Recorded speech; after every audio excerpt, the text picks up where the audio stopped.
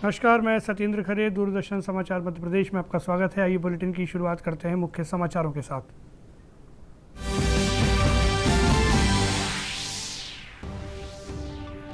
देवास जिले के सोनकच्छ में आयोजित हुआ लाडली बहना सम्मेलन। सीएम ने कहा, मध्य प्रदेश में हो रही एक सामाजिक क्रांति जिसमें बहनें आत्मनिर्भर हो रही हैं और उनका परिवार और समाज आगे बढ़ रहा है।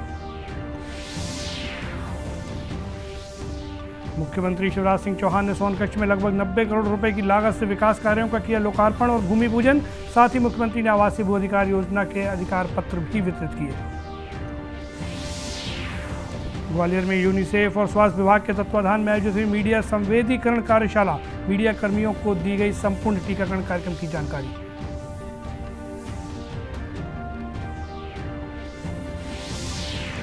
22 मई को भोपाल के लाल परेड मैदान पर होने वाले महाराणा प्रताप जयंती समारोह की तैयारियों को लेकर मुख्यमंत्री ने की समीक्षा। कहा, शौर्य और साहस के प्रतीक महाराणा प्रताप और अन्य योद्धाओं के योगदान की जानकारी युवाओं तक पहुंचे।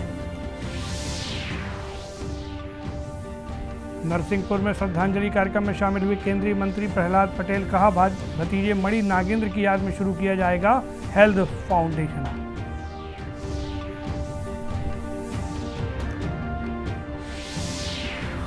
और आइए अब देखते हैं समाचार विस्तार से। मुख्यमंत्री शिवराज सिंह चौहान ने कहा है कि मध्य प्रदेश में एक सामाजिक क्रांति हो रही है जिसमें बहनें आत्मनिर्भर बन रही हैं और उनका परिवार और समाज में सम्मान भी बढ़ रहा है। आजीविका मिशन में जहां स्व सहायता समूह के रूप में संगठित महिलाओं को विभिन्न आर्थिक गतिविधियों के लिए सरकार सहायता दे रही है, तो वहीं लाडली बहना जैसी योजना से उन्हें आगामी 10 जून से प्रतिमाह 1000 रुपये की राशि दी जाएगी। लाडली लक्ष्मी योजना में अभी तक प्रदेश की 44,90,000 बेटियों को लखपति बनाया गया है। मुख्यमंत्री देवास जिले के सोनकच्छ में लाडली बहना सम्मेलन सह मुख्यमंत्री आवासीय भू अधिकार योजना वितरण समारोह में शामिल हुए। उन्होंने लगभग 90 करोड़ रुपए की लागत के विकास कार्यों का लोकार्पण और भूमि पूजन किया। साथ ही मुख्यमंत्री ने आवासीय भू अधिकार योजना के अधिकार पत्र और अन्य योजनाओं के लाभ वितरित किए। मुख्यमंत्री ने कहा कि मध्य प्रदेश में बेटियों के साथ अन्याय समाप्त कर उन्हें वरदान बनाया गया है। मुख्यमंत्री कन्या विवाह और निकाह योजना में सरकार हर गरीब कन्या का विवाह करवाती है। मुख्यमंत्री ने इस योजना में अभी तक दी जाने वाली राशि 49,000 को बढ़ाकर 51,000 रुपये किए जाने की भी घोषणा की। मुख्यमंत्री ने कहा कि लाडली बहना केवल योजना नहीं बल्कि भाई बहन का पवित्र रिश्ता है। मध्य प्रदेश में हर क्षेत्र में बहनों को सशक्त बनाया जा रहा है। स्थानीय निकायों में 50% आरक्षण, पुलिस और शिक्षकों की भर्ती में आरक्षण, संपत्ति की रजिस्ट्री में स्टाम्प शुल्क में छूट जैसी योजनाओं ने बहनों को सशक्त बनाया है। हमारा प्रयास है कि हर बहन की आमदनी कम से कम 10,000 रुपये प्रति माह हो। बहनों के चेहरों पर मुस्कुराहट लाना मेरी जिंदगी का मकसद है। देवास जिले में 2,80,000 बहनों के फॉर्म लाडली बहना योजना में भरे गए हैं।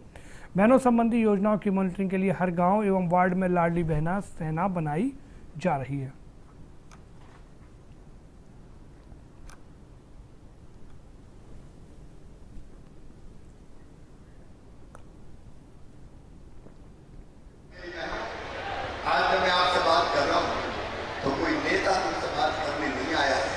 तुम्हारा भाई ही अपनी बहनों से बात करने आया है, आपसे चर्चा करने आया हूँ, आपसे संवाद करने आया हूँ।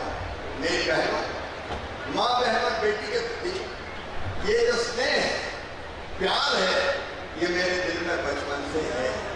अब तो एक बात और तय की है कि मेरी लाडली लक्ष्मी अगर मेडिकल इंजीनियरिंग कॉलेज में भी पढ़ाई करेगी तो चाहे 5-10 लाख रुपया साल फीस हो, वो भी बेटी के मम्मी पापा नहीं भरवाएंगे, मामा भरवाएगा। बेटियों की जिंदगी बढ़ाना है, उनको पढ़ाना है, उनको लिखाना है, उनको आगे बढ़ाना है, माता बहन को आगे बढ़ाना है। ग्वालियर में गुरुवार को यूनिसेफ और मध्य प्रदेश शासन के समन्वय में मुख्य चिकित्सा एवं स्वास्थ्य अधिकारी कार्यालय ग्वालियर के तत्वाधान में मीडिया संवेदीकरण कार्यशाला का आयोजन किया गया। कार्यशाला में उपस्थित मीडिया कर्मियों को पूरे टीकाकरण कार्यक्रम के बारे में विस्तार से जानकारी दी गई। कार्यशाला में संचालक टीकाकरण और राज्य टीकाकरण अधिकारी डॉक्टर संतोष शुक्ला ने बताया कि भारत सरकार ने खसरा एवं रुबेला निर्मूलन हेतु दिसंबर 2023 तक का लक्ष्य निर्धारित किया है। इसके लिए 9 माह से 5 वर्ष तक के सभी बच्चों को 9 माह और 16 माह से 24 माह तक लगने वाले खसरा के दोनों टीकों को 95% से अधिक लगवाना है। उपरोक्त लक्ष्य प्राप्ति में मीडिया के माध्यम से जनसहयोग का भी आवश्यक है। पूर्व में भारत में जिस प्रकार पोलियो का सफाया किया गया, उसी प्रकार अब खसरा रुबेला मुक्त भारत बनाना है। इस अवसर पर मुख्य चिकित्सा एवं स्वास्थ्य अधिकारी ग्वालियर डॉक्टर मनीष शर्मा, जिला टीकाकरण अधिकारी डॉक्टर R.K. गुप्ता, यूनिसेफ के health officer doctor Ravindra Bangal, संभागीय डिप्टी डायरेक्टर टीकाकरण डॉक्टर R.K. शर्मा और यूनिसेफ के अरविंद गुलाटी सहित बड़ी संख्या में प्रिंट एवं इलेक्ट्रॉनिक मीडिया के कर्मी उपस्थित रहे। कार्यशाला में आगामी 28 मई 2023 को पल्स पोलियो अभियान के बारे में भी जानकारी दी गई, जिसमें 0 से 5 वर्ष तक के समस्त बच्चों को पोलियो की 2 बूंद पिलाई जाएगी। इस अवसर पर प्रेस के प्रतिनिधियों की शंकाओं का भी समाधान किया गया।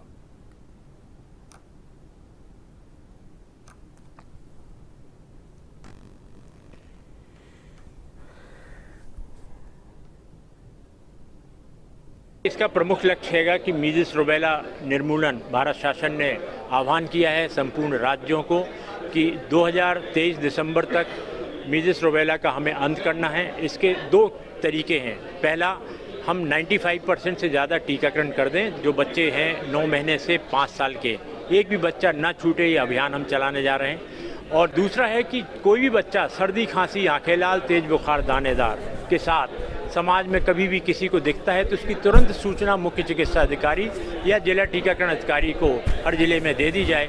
तो हमारी जो कार्यदल है उनको हम प्रशिक्षित कर चुके हैं, वो फायर ब्रिगेड के समान उस पीड़ित क्षेत्र में पहुंचेंगी। तो हम मीजल्स रुबेला का अंत करने जा रहे हैं, उसके लिए ये कार्यशाला आयोजित की गई थी। और तो हमारे पास चुनौतियां बहुत ज़्यादा हैं, उन चुनौतियों से पार पाने के लिए ज़रूरी है कि हम जन जन को जागरूक करें। टीकाकरण चाही गई आवश्यकता हो, थोपी गई आवश्यकता नहीं। इसलिए मीडिया कर्मियों का बहुत बड़ा रोल होता है और हमारी अपील है कि हम सभी परिवारों से अपील भी करना चाहते हैं आपके माध्यम से कि टीकाकरण एक निहायत ज़रूरी है। जानलेवा बीमारियां इस प्रकार की होती हैं कि लाइलाज होती हैं, मगर बचाव के ये गारंटी है ये टीके। और इन्हीं टीकों के माध्यम से हमने बड़ी माता जिसको बोलते थे स्मॉल पॉक्स, पोलियो का 2014 में अंत किया, मदर न्यूट्रल टिटनेस, नवजात शिशु में टिटनेस बीमारी का अंत किया।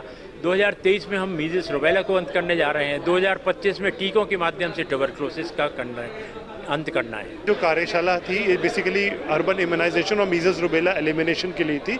इसमें हम लोगों ने सहयोग किया था क्योंकि यूनिसेफ टीकाकरण, क्योंकि बच्चों का अधिकार है, हर बच्चे को टीका मिले, हर बच्चा सेफ रहे, ये हर बच्चे का अधिकार है। तो यूनिसेफ सरकार की मदद करता है टेक्निकली संचार के अंदर, ताकि टीकाकरण को सुदृढ़ कर सके और हम लोग कोशिश करें कि मीजल्स रुबेला को इंडिया से और मध्य प्रदेश से एलिमिनेट कर सके। और अब खबर नरसिंहपुर से। नरसिंहपुर के तुलसी मानस भवन में नरसिंहपुर विधायक जालम सिंह के बेटे मणि नागेंद्र के असामयिक निधन पर श्रद्धांजलि कार्यक्रम का आयोजन किया गया, जिसमें केंद्रीय जल शक्ति एवं खाद्य प्रसंस्करण राज्य मंत्री प्रहलाद पटेल पहुंचे और उन्होंने अपने श्रद्धा सुमन अर्पित किए। इस दौरान मीडिया से बात करते हुए कहा कि मणि नागेंद्र की स्मृति में एक फाउंडेशन बनाया जा रहा है, जिसमें 21 साल से 35 वर्ष की आयु के नौजवान युवाओं का रक्त परीक्षण कराने का कार्य किया जाएगा, ताकि उनकी पूरी प्रोफाइल बनाई जा सके और आने वाली परिस्थितियों से निपटा जा सके। केंद्रीय राज्य मंत्री प्रहलाद पटेल ने अभी कहा कि युवा इस परीक्षण से कतरा रहे हैं, लेकिन हमें पता ही न चले और हम नुकसान उठाएं। ऐसे हजारों मामले भी सामने आए हैं कि कम उम्र के लोग इस तरह के हादसे का शिकार हुए हैं। उनकी असमय मौत देश के लिए भी चिंता का विषय है। अतः मेरी देश के सभी युवाओं से, खासकर उनके परिजनों से स्वास्थ्य परीक्षण अवश्य कराने और साल में कम से कम 3 बार समीक्षा कराएं जरूर, जिससे युवाओं को असमय होने वाली हानि को रोका जा सके। और मणि नागेंद्र की स्मृति में इस फाउंडेशन को भी बनाया जा रहा है, ताकि असमर्थ युवाओं को अभी सरलता से रक्त संबंधी परीक्षण सुनिश्चित कराया जा सके।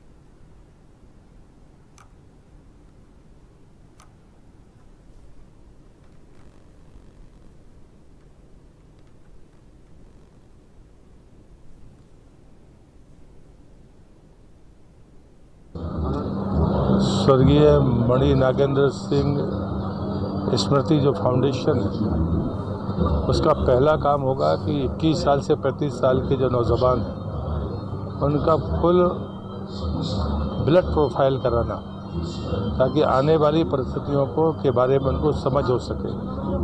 और मैं मानता हूँ, ये प्रार्थना करता हूँ कि नौजवान इस बात से कतरा रहा है या कतराता है। मेरी प्रार्थना होगी कि हम पता ही ना चले और हम नुकसान उठाएं।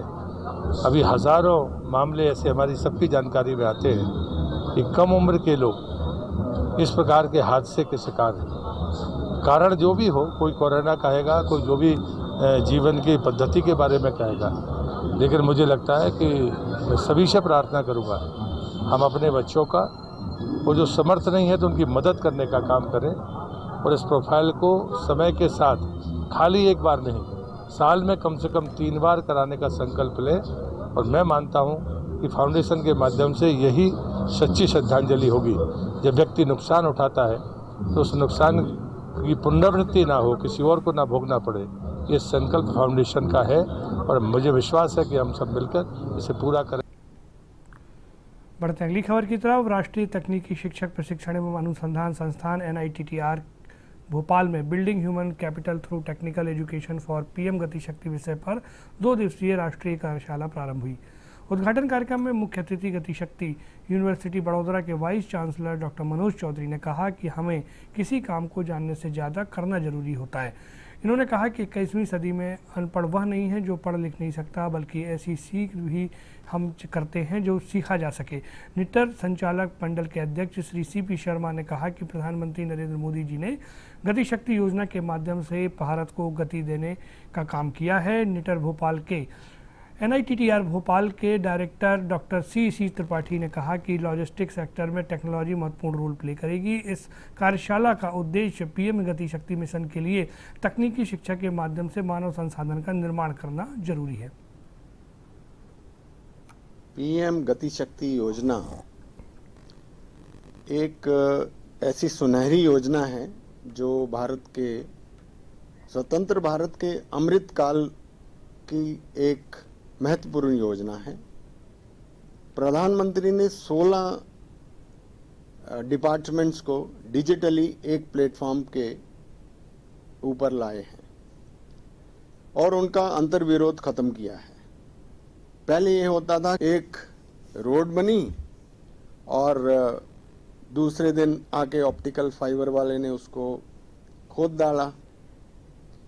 एक रोड जो नेशनल हाईवे है, उसके बाद जो है स्टेट हाईवे है, उसके बाद प्रधानमंत्री सड़क बननी है। तो ये बीच का टुकड़ा जो है वो बनता नहीं था, जो स्टेट गवर्नमेंट का टुकड़ा था वो बनता नहीं था और नेशनल हाईवे का रोड बन जाता था और प्रधानमंत्री सड़क योजना का बन जाता था। और बीच का टुकड़ा ना बनने से वो जो प्लानिंग थी वो हमेशा गड़बड़ रहती थी। अब सब डिपार्टमेंट्स एक ही टेबल पर बैठ के ये डिसाइड करेंगे, एक DPR बनाएंगे, उस DPR को साझा करेंगे और उसका निर्धारित लागत पर निर्धारित समय में उसका इम्प्लीमेंटेशन होगा। नीटर national institute of technical teachers training and research Bhopal ने PM गति शक्ति इनिशिएटिव्स के अंदर ये निश्चय किया है कि हम अपने भारत के पूरे सभी प्रांतों में और विशेषकर जो हमारे अपने क्षेत्र हैं जिसमें मध्य प्रदेश, गुजरात, महाराष्ट्र, छत्तीसगढ़ और गोवा, इन क्षेत्रों में PM गति शक्ति के लिए उचित मैन पावर के निर्माण हेतु टेक्निकल संस्थानों में विशेष टेक्निकल कार्यक्रम आयोजित किया जाएगा। इसके अंतर्गत नीटर ने 14 कार्यक्रम डिजाइन किए गए हैं। उन कार्यक्रम्स की टेस्टिंग आज और कल अपने पूरे देश के IITs के प्रोफेसर, इंडस्ट्रीज के लोग जो इस क्षेत्र में गति शक्ति में काम करते हैं, जो लॉजिस्टिक मैनेजमेंट में काम करते हैं, उन लोगों के साथ मिलकर इन कार्यक्रम्स को स्टैंडर्डाइज किया जाएगा। इन पर डिटेल डिस्कशंस होगी, चर्चा होगी और इसके बाद ये कार्यक्रम को एक प्रारूप बना करके फाइनल फॉर्म में हमारे सारे देश में टेक्निकल इंस्टीट्यूशंस में, जिसमें इंजीनियरिंग कॉलेज, पॉलिटेक्निक और यूनिवर्सिटीज़ हैं, उनके टीचर्स को PM गति शक्ति की योजनाओं के विषय में और इसमें वो अपने स्टूडेंट्स को कैसे तैयार कर सकें जिससे कि आने वाले चैलेंजेस को फेस कर सकें। मुख्यमंत्री शिवराज सिंह चौहान ने कहा है कि शौर्य और साहस के प्रतीक महाराणा प्रताप और अन्य योद्धाओं का जीवन प्रेरक रहा है। इनके योगदान की जानकारी युवा पीढ़ी तक पहुंचना चाहिए। मुख्यमंत्री निवास के समत भवन में आगामी 22 मई को भोपाल के लाल परेड ग्राउंड पर होने वाले महाराणा प्रताप जयंती समारोह की तैयारियों की समीक्षा की गई। इस दौरान सहकारिता मंत्री अरविंद भदौरिया, संस्कृति मंत्री उषा ठाकुर और विधायक रामपाल सिंह उपस्थित रहे। मुख्यमंत्री ने कहा कि महाराणा प्रताप हो या रानी पद्मावती, इनके शौर्य से जन जन को अवगत करवाने के लिए संस्कृति विभाग द्वारा विशेष कार्यक्रम किए जाएं। वीरता की भावना से ओतप्रोत गीतों की प्रस्तुति और लघु नाटिका के मंचन से महाराणा प्रताप के योगदान की झांकी भी प्रस्तुति की जाए। मुख्यमंत्री ने महाराणा प्रताप जयंती समारोह में निकटवर्ती जिलों के नागरिकों की भागीदारी के साथ कार्यक्रम को भव्य स्वरूप देने के निर्देश दिए हैं।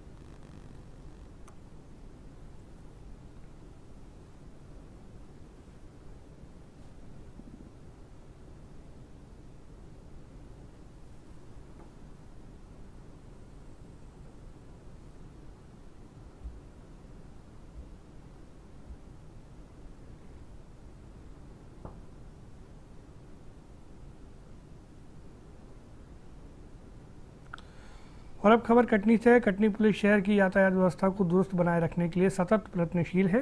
कटनी शहर के अत्यंत व्यस्त और व्यावसायिक क्षेत्र में जाम की स्थिति से निपटने के लिए पुलिस ने सतत पेट्रोलिंग का सहारा लिया है। इसके जरिए जहां भी जाम लगता है वहां पर बाइक से पुलिस घूमेगी और बेतरतीब वाहनों को व्यवस्थित कराकर आवागमन सुरक्षित करेगी। इसके लिए पुलिस ने कटनी शहर के पूरे क्षेत्र में पुलिस की मॉनिटरिंग को बढ़ा दिया है, जिससे जहां जहां जाम लग रहा है वहां जाम को निरंतर क्लियर कराया जा रहा है।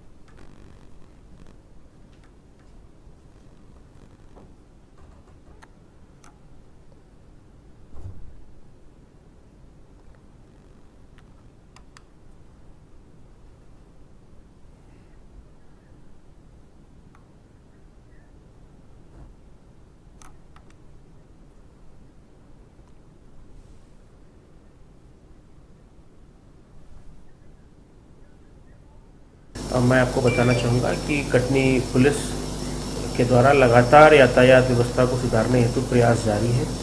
इसी क्रम में अभी हमने 2 मोटरसाइकिलों को ट्रैफिक जाम की स्थिति से निजात पाने के लिए, जो भीड़ भाड़ वाले इलाके हैं सिटी के, जहाँ पे पतली सड़कें हैं, नैरो लेन्स हैं, उसके भीतर अप्रोच सही हो सके, पुलिस त्वरित गति से वहाँ तक पहुँचकर ट्रैफिक जाम की समस्या, पार्किंग की समस्या, इसको सॉल्व कर सके, इस संदर्भ में हमने उसको कार्य हेतु लगाया है। इसके अलावा हमने ट्रैफिक अवेयरनेस के भी प्रोग्राम चलाए हैं। साथ ही साथ जो भारी मालवाहक वाहन होते हैं, ट्रिपल लोडिंग वाली मोटरसाइकिलें हैं या बिना नंबर प्लेट के वाहन हैं, काली फिल्म लगा करके जो कार चला करती हैं, इसके अलावा मॉडिफाइड साइलेंसर के द्वारा जिस प्रकार से ध्वनि प्रदूषण और साथ ही साथ हुड़दंगबाजी भी क्या आता है, इन सब के खिलाफ लगातार कटनी पुलिस के द्वारा कार्रवाई की जा रही है। और मैं आपको यह बताना चाहूँगा कि इसी क्रम में हमने अनेक विद्यालयों, कॉलेजों में भी जाकर के बच्चों को ट्रैफिक के नियमों के प्रति और साथ ही साथ ट्रैफिक से होने वाली दुर्घटनाओं और उससे जान माल की क्षति को रोकने के उपायों के बारे में भी हमने उनको जागरूक बनाया है। श्रीमान पुलिस अधीक्षक महोदय, कटनी के द्वारा लगातार यातायात को सुगम बनाने के लिए प्रयास किए जा रहे हैं, जिसमें हमने यातायात के लिए पेट्रोलिंग मोबाइल शुरू की है, पेट्रोलिंग 1, पेट्रोलिंग 2, ये 2 हिस्सों में बांटी हुई हमने। कोई भी कंजेशन या कोई भी यातायात अवरोध होने पर ये तत्काल मौके पे पहुंचेंगी, कोई घटना हो जाएगी तत्काल मौके में पहुंचेंगी, सकरी गलियों में पहुंचेंगी और तुरंत कार्रवाई करेंगी। मुख्यमंत्री शिवराज सिंह चौहान ने कहा है कि आम जनता के आवेदनों को कार्यालय में लंबित रखने वाले अधिकारियों के विरुद्ध सख्त कार्रवाई की जाएगी। नागरिकों की समस्याओं को हल करने के लिए मुख्यमंत्री जनसेवा अभियान प्रारंभ किया गया है। वरिष्ठ अधिकारियों द्वारा कार्यालयों का औचक निरीक्षण कर देखा जाए कि जनता के आवेदन कागजों में तो नहीं दबे रह गए हैं। निराकरण में देर करने वाले शासकीय सेवक भी दंडित किए जाएंगे। संभागीय कमिश्नर अपने संभाग के जिलों में मुख्यमंत्री जनसेवा अभियान में हो रहे आवेदनों के निराकरण की प्रतिदिन जानकारी ले रहे हैं। यह अभियान एक महायज्ञ है। जनता की समस्याओं का 100% निराकरण कर लंबित कार्यों को शून्य की स्थिति में लाया जाए। मुख्यमंत्री वीडियो कॉन्फ्रेंसिंग द्वारा जन सेवा अभियान के अंतर्गत प्रदेश में हो रहे कार्यों की समीक्षा कर रहे थे। मुख्यमंत्री ने जिलों और संभागों में जनता के आवेदनों के निराकरण की स्थिति जानी और कमिश्नर, कलेक्टर से चर्चा कर निर्देश दिए। प्रदेश में 10 मई से प्रारंभ मुख्यमंत्री जन सेवा अभियान के द्वितीय चरण में 7 दिन में प्राप्त 25,27,000 आवेदनों में से 19,27,000 की मंजूरी दे दी गई है। कुल प्राप्त आवेदनों में 76% से अधिक आवेदन स्वीकृत किए गए हैं। प्रदेश के शाजापुर, रतलाम, नीमच, देवास और विदिशा में आवेदनों के निराकरण 90 से 97% हैं।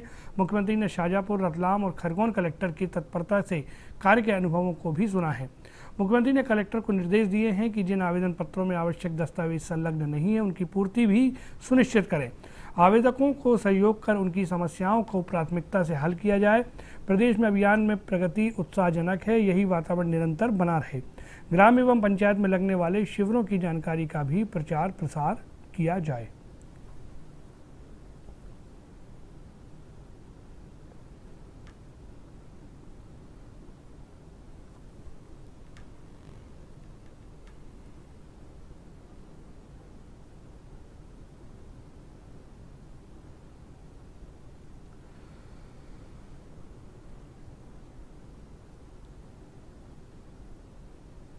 और अब खबर नरसिंहपुर से। भारत सरकार के पशुपालन एवं डेयरी विभाग द्वारा नरसिंहपुर जिले को पशुओं को गौवंश और उपचार हेतु 7 पशु मोबाइल एम्बुलेंस की सौगात दी गई है।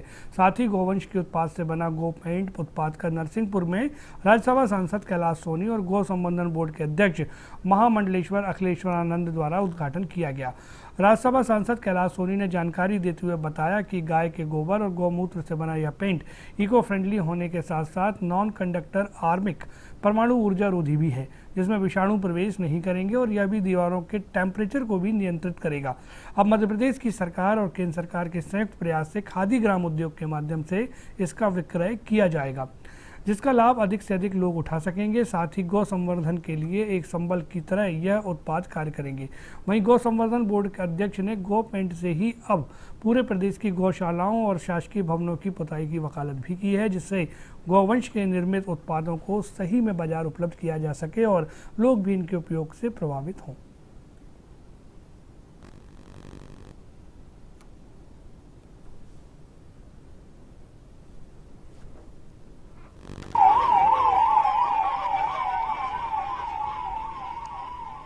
ऑल ओवर इंडिया भारत सरकार की ओर से जो भी प्रदेश सहमत हैं, जो अपना योगदान देने के लिए तैयार हैं, तो सब ब्लॉक हेडक्वार्टर तक आज जो हमने भेजी हैं, ये सभी ब्लॉकों के लिए एक एक, और इसके सपोर्ट के लिए जिले से भी यदि कोई अपेक्षा करे तो बड़े डॉक्टरों को भेजना है तो उसके लिए एक गाड़ी यहाँ पे, ऐसी 7 गाड़ियाँ, ऐसा पूरे हिंदुस्तान में गो संवर्धन के लिए।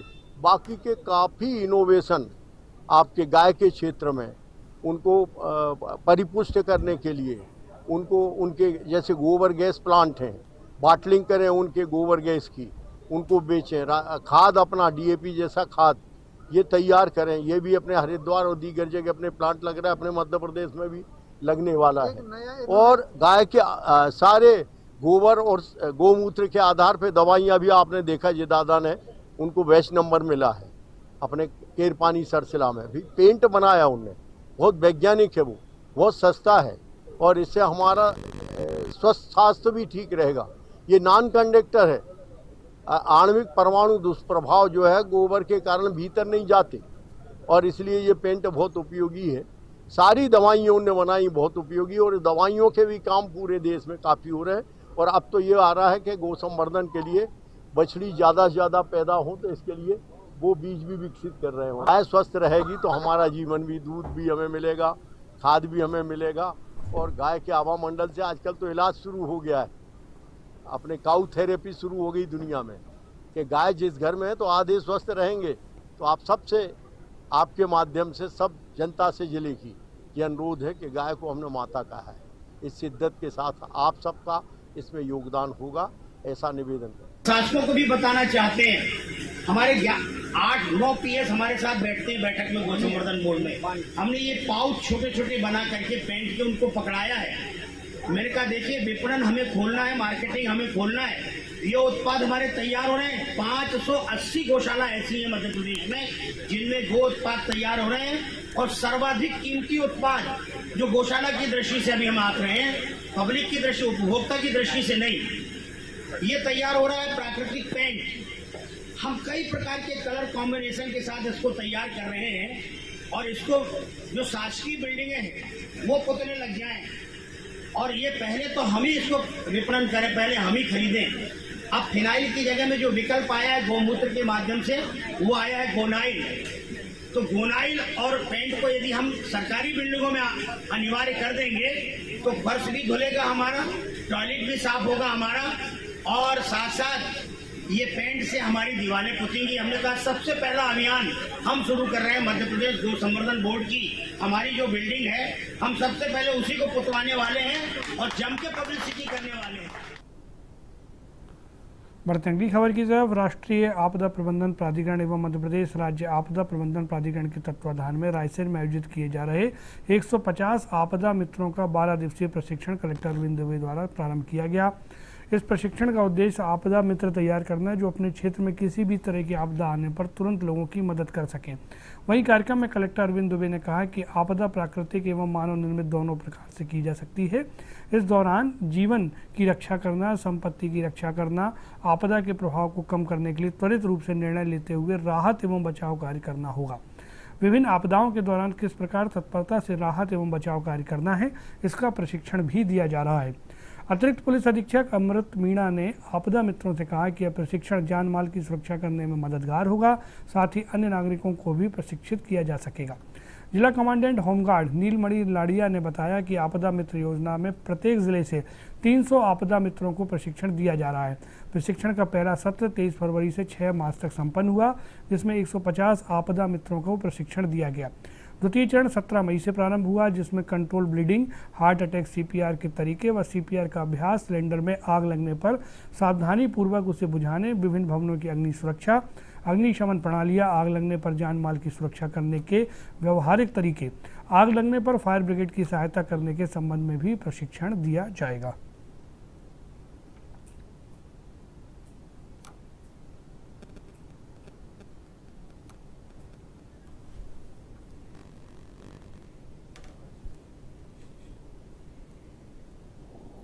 राज्य शासन ने ऐसे ज़िले जहाँ की आपदा प्रबंधन की ज़्यादा ज़रूरत पड़ती है, शासन के अपने प्रयास हैं, होमगार्ड और भी अन्य एजेंसी हैं आपदा प्रबंधन में काम करती हैं, परंतु उद्देश्य है कि आपदा प्रबंधन के लिए आपदा मित्र गांव में बनाए जाएं, उनको प्रशिक्षण दिया जाए, ताकि जब भी कोई ऐसी आपदा आती है, चाहे वो प्राकृतिक हो या किसी अन्य तरह की आपदा हो, तो वो लोगों के पास उनकी सेवा में हमेशा उपलब्ध रहें। उनको एक बेसिक प्रशिक्षण दिया जाए, जिससे कि वो तत्काल जो एक छोटे मोटे जो आपदा प्रबंधन में काम हो सकते हैं वो कर सकें और लोगों की जान माल की रक्षा कर सकें। रायसेन ज़िले में होमगार्ड विभाग जो है वो 150 लोगों का प्रशिक्षण पहले कर चुका है और 150 आपदा मित्र, इनका प्रशिक्षण अभी आज से शुरू हुआ है, जो 10 दिन चलेगा। इस प्रशिक्षण के माध्यम से उनको बेसिक ट्रेनिंग दी जाएगी और इसके आधार पे जो लोग वहाँ फील्ड में रहेंगे तो निश्चित रूप से आने वाले समय में आपदा प्रबंधन में ज़िले में काफ़ी मदद मिलेगी और चाहे वो शासकीय या अशासकीय संपत्तियाँ हैं, जान माल की रक्षा, वो उसमें काफ़ी हेल्प मिलेगी। देखिए, 12 दिवसीय प्रशिक्षण का जो आयोजन किया जा रहा है वो HDMA राज्य आपदा प्रबंधन प्राधिकरण और बल्कि ये नेशनल लेवल पे राष्ट्रीय आपदा प्रबंधन प्राधिकरण की ओर से ये प्रशिक्षण का आयोजन किया जा रहा है और ये 12 दिवसीय प्रशिक्षण अपना आज से चालू होके 12 दिवस तक कंटिन्यू चलेगा, जिसमें रायसेन जिले के विभिन्न क्षेत्रों से अपने 150 आपदा मित्रों को बुलाया है। वॉलेंटियर्स हैं ये और इनको 12 दिवस में विभिन्न आपदाओं से कैसे निपटना है इसके संबंध में प्रशिक्षण अपन देंगे और अच्छे तरीके से इनको ट्रेंड करके और इनको आपदा संबंधी कुछ उपकरण भी दिए जाएंगे। उसके साथ हम इनको स्थापित करेंगे ज़िले में, ताकि आपदा के समय बहुत अच्छे तरीके से हम रिस्पॉन्स कर सकें। हमारे 300 वॉलेंटियर ज़िले में अलग अलग क्षेत्रों में, बाढ़ प्रभावित क्षेत्र हैं और अन्य जो क्षेत्र हैं और अन्य जो आपदाएं आती हैं उनसे ये निपटने के लिए अपन तैयारी कर रहे हैं। हाँ सर, देखिए विपत्ति के समय जैसे कि आपदा के बारे में बताया गया यहाँ कि अपन लोगों की कैसे अपनी सुरक्षा करना है और अन्य लोगों की सुरक्षा करना है, उसके बारे में हम लोगों को काफ़ी ज्ञान दिया गया है सर। काफ़ी अच्छा लगा हमें, प्रशासन काफ़ी कुछ कर। और आइए अंत में देखते हैं मुख्य समाचार एक बार फिर।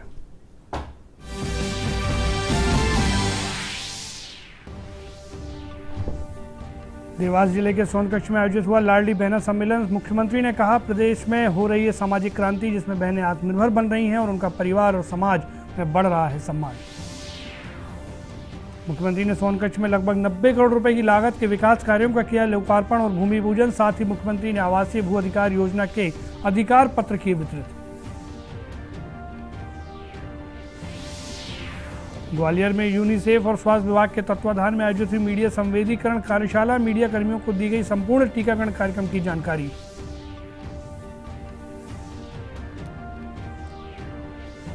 22 मई को भोपाल के लाल परेड मैदान में होने वाले महाराणा प्रताप जयंती समारोह की तैयारियों की समीक्षा की गई। कहा, शौर्य और साहस के प्रतीक महाराणा प्रताप और अन्य योद्धाओं के योगदान की जानकारी युवाओं तक पहुंचे। और नरसिंहपुर में श्रद्धांजलि कार्यक्रम में शामिल हुए केंद्रीय मंत्री प्रहलाद पटेल। कहा, भतीजे मणि नागेंद्र की याद में शुरू किया जाएगा हेल्थ फाउंडेशन। 21 से 35 वर्ष के युवाओं का होगा स्वास्थ्य परीक्षण।